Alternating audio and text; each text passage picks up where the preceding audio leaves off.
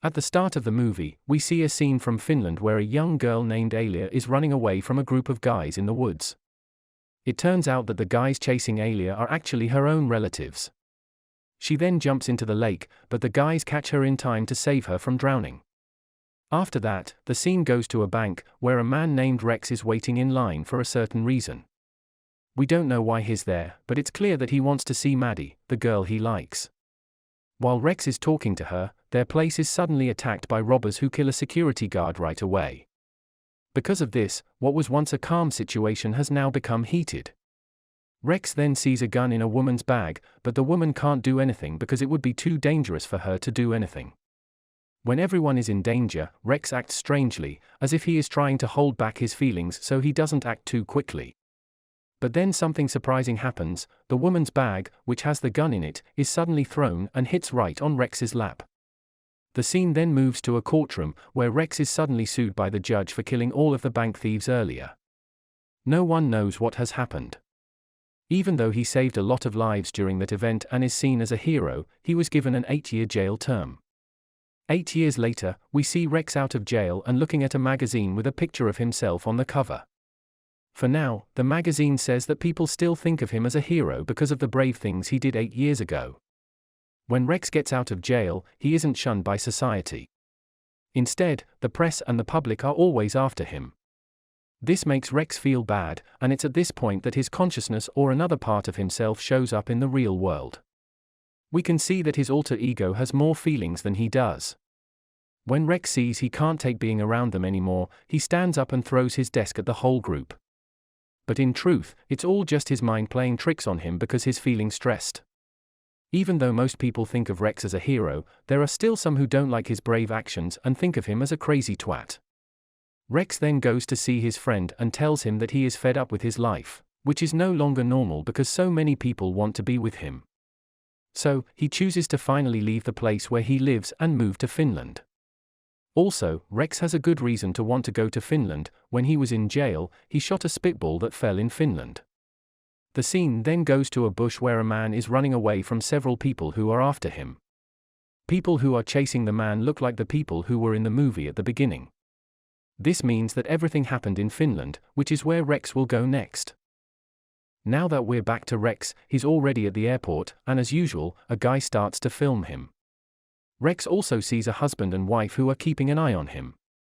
When the noise starts up again and people start taking pictures of him, he gets more and more annoyed and decides to go to the bathroom.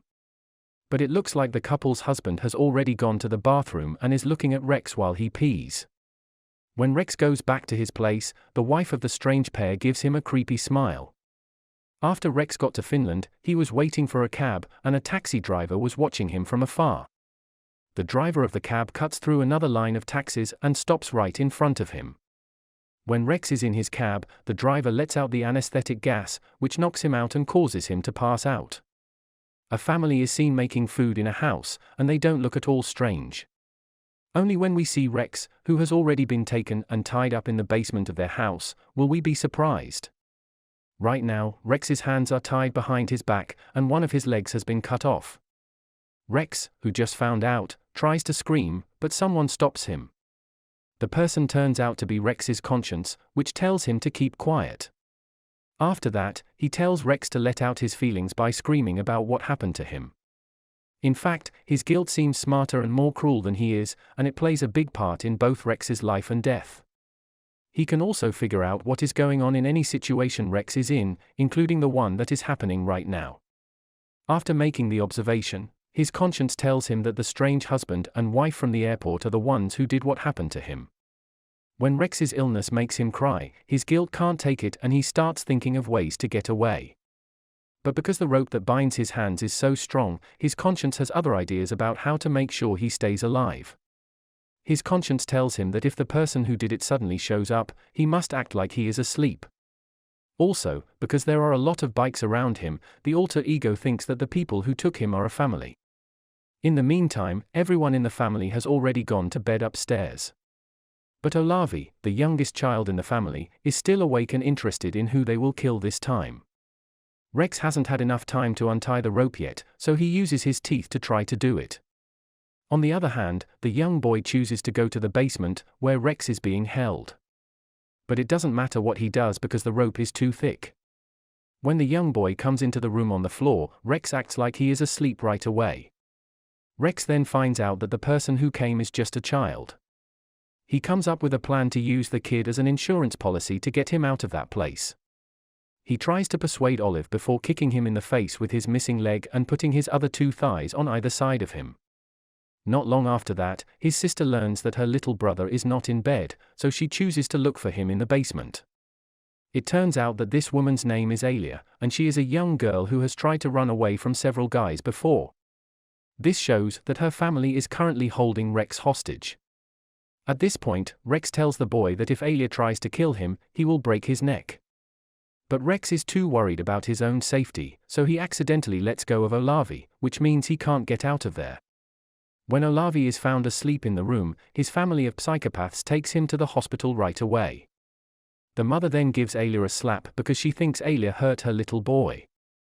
At this point, we can say that Alia isn't like the rest of her family and that she could help Rex get out of there. Alia suddenly smiles and imagines herself married to Rex. This shows that she likes Rex from the first time she sees him. Since her family is in the hospital, Alia goes down to see Rex right away and helps him with his leg. Then Alia tells Rex how she feels. At this point, she starts telling the story of how her family started to kidnap people and feed them to her oldest brother. Since her first brother was born, he has had a problem that makes him want to eat human flesh and makes him do it. This was shown by the fact that, as a baby, he started biting his father. Since then, her family has been stealing people to feed his older brother's hunger, even though Alia didn't like it. When the older brother didn't like the flesh of the person, they had to find another one. Alia's life was full of death, and she tried to get away from her family many times. But they were always able to find Alia until they put her in a wooden box that her father had built. Alia feels bad for Rex after she tells the story, so she puts the knife on the floor and tells him to pick it up himself. But when Rex gets it and tries to cut the rope, Alia's three brothers show up and say they are going to kill Rex right away.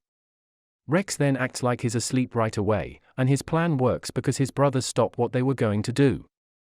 At the same time, his conscience seems very angry, and really wants to kill them. We'll soon find out that this family of cannibals picked the wrong person to take. After that, they see that Rex's leg is already bound, and they go straight to Alia's room to find her. But Alia was hiding in the basement. All of a sudden, her brother came back and took her upstairs. After that, a liquid is pumped into Rex, which makes him laugh out loud. Then, we are taken back to when Rex fought the bank robbers 8 years ago. We finally get to see how cruel Rex was when he killed every thief there. It is clear that his conscience was in charge of him at the time, and despite his violence, he became a hero to everyone who came to see him. Lastly, when Rex tried to save his girlfriend, the robber was scared that Rex didn't care who died there. After Maddie was freed, Rex shot the robber because of his own pride. The robber's gun accidentally went into a cupboard. A bad thing happened when the gun went off and killed a bank worker who was hiding in a closet. So, this is why Rex was given an 8-year prison sentence. He was accused of putting other people's lives at risk to get what he wanted. Also, Rex's sentence is too long, so Maddie, who he saved, chose to end their relationship because she didn't want to waste her time waiting for him to get out. Then we go back to Rex. When he comes to, he sees that the psychopath is cutting off his leg at that very moment. The monster then runs off to get some painkillers after getting kicked by him. At the same time, Rex tries to use Alia's knife to cut the rope that is holding his hands together. When the man walks back to him, Rex quickly sticks the knife into his ear canal. Rex is now looking for the tools and guns he needs to get out of there right away. He finds something, though, that will help him in the next scene.